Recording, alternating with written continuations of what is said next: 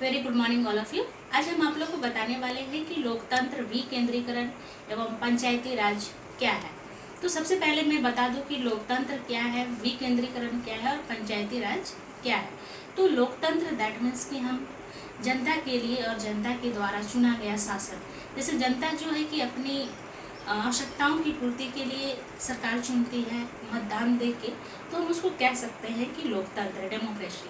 और है कि विकेंद्रीकरण, उसको हम कहते हैं डिसेंट्रलाइजेशन इंग्लिश में। तो विकेंद्रीकरण दैट मीन्स कि जो हमारा जो शासन सत्ता है वो एक के हाथों में ना हो कि वो किसी दूसरे जनता के हाथों में हो, या फिर ग्रामीण समुदाय में अगर हम सौंप देते हैं तो वो जो कार्य है वो सही तरीके से किया जा सकता है। नेक्स्ट है कि पंचायती राज।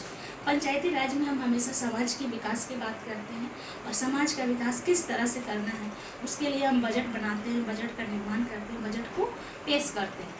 तो आज मैं सबसे पहले बता दूं कि पंचायती राज में क्या क्या ऐसे कार्य किया जाना चाहिए और पंचायती राज को क्यों लागू किया गया। तो पंचायती राज को लागू करने का मेन मुद्दा जो था वो था कि हमारा जो देश का जो शासन सत्ता था वो गुलामों, अंग्रेजों के हाथों में था और वो हमारा शासन जो था वो गुलाम था। तो उसको अलग करने के लिए पंडित जवाहरलाल नेहरू ने अंग्रेजों से उसे एक सभ्य भारत बनाने के लिए अलग किया और सारे देश में पंचायती राज को लागू किया गया। जम्मू कश्मीर, केरल जैसे देशों को छोड़ के बाकी सारे राज्यों में पंचायती राज का गठन किया गया और ये गठन जो किया गया वो बलवंत राय मेहता की अध्यक्षता में किया गया और कहा गया कि हमारा भारत जो होगा वो एक सभ्य भारत होगा जिसमें कि सामाजिक आर्थिक तौर पे सारा नागरिक जो हो वो सुख संपन्न होंगे। इसीलिए पंचायती राज को गठन किया गया डेमोक्रेसी के तहत। और पंचायती राज में को 3 भागों में बांटा जाता है, ग्राम पंचायत, पंचायत समिति और जिला स्तर पे। तो आज मैं जो पंचायती राज का जो उद्देश्य है उसको मैं बताना चाहूँगी। तो पहला उद्देश्य जो है वो कृषि की अर्थव्यवस्था का आधार।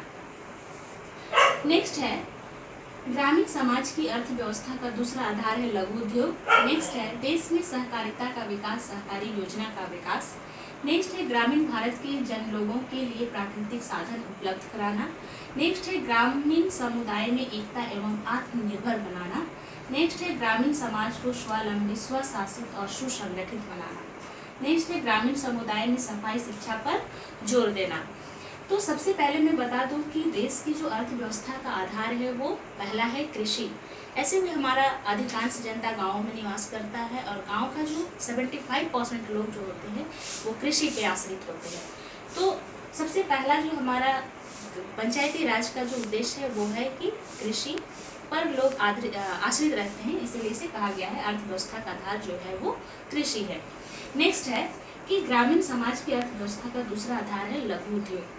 गांव में ज़्यादातर महिलाएं जो होती है जैसे टोकरी बुनना, कपड़े सिलना, तो ये जो छोटे छोटे जो उद्योग है वो खुद से निर्माण करती है और खुद से बनाती है और अपना रोजगार को सशक्त करती है और अपना जीविकोपार्जन जो है वो सही तरीके से जीती है। इसीलिए इसे कहा गया है कि ग्रामीण समाज में अगर हम किसी लघु या कुटीर उद्योग का हम स्थापना कर सकते हैं।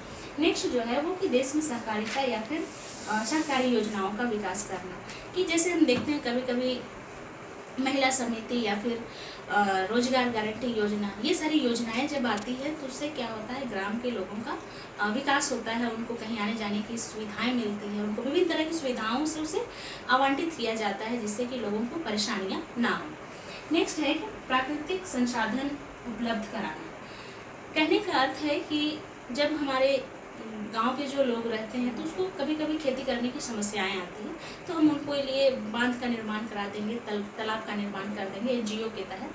तो उससे क्या होगा, हमारा ग्रामीण समुदाय या फिर गांव का जो लोग हैं उनका जो जीवन स्तर है वो ऊंचा होगा, उसका विकास होगा।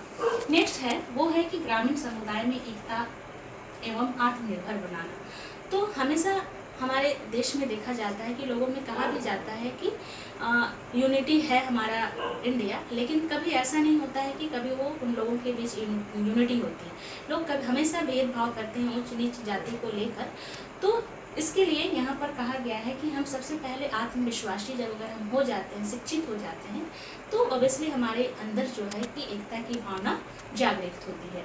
नेक्स्ट है कि ग्रामीण समाज को स्वावलंबी या स्वशासित और सुसंगठित बनाना। तो हम ग्रामीण समाज को स्वशासित या सुसंगठित कैसे बनाएंगे? जब तक कि हमारा देश शिक्षित नहीं हो जाएगा, जागरूक नहीं होगा, हम नहीं कर सकते।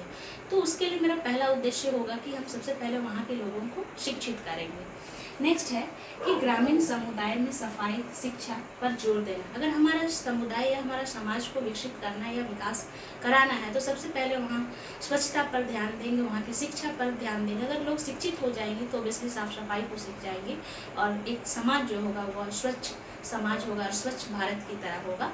तब हम इसको कह सकते हैं कि पंचायती राज के इतने सारे उद्देश्य हैं। धन्यवाद।